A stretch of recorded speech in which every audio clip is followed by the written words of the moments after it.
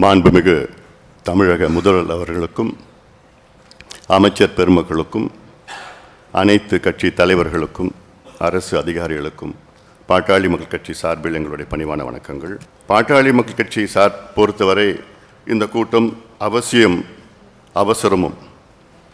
அதற்கு முக்கிய காரணம், சமீபத்தில் மத்திய உள்துறை அமைச்சர் அவர்கள் கோவையில் நாங்கள் மறுசீரமைப்பில் தமிழ்நாட்டிற்கு ஒரு தொகுதி கூட குறைக்க மாட்டோம் என்று அழுத்தம் திருத்தமாக சொன்னார்.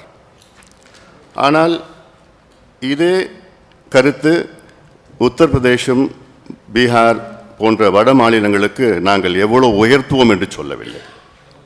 இதிலிருந்து என்ன தெரிகிறது என்றால், மத்திய அரசு அவர்களுக்குள் இந்த மறுசீரமைப்பை பேசிக்கொண்டிருக்கின்றார்கள் என்று தெள்ளத் தெளிவாக தெரிகிறது.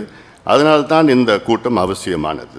முதல்வர் அவர்கள் இதை அத்துணை தென் மாநில முதலமைச்சர்களை நேரிலே சந்தித்து இது ஒரு அழுத்தம் தொடர்ந்து இதை சட்ட ரீதியாகவும் அரசு ரீதியாகவும் கொடுக்க வேண்டும் என்று எங்களுடைய பாட்டாளி கட்சியுடைய கருத்தாக நாங்கள் சொல்கின்றோம்.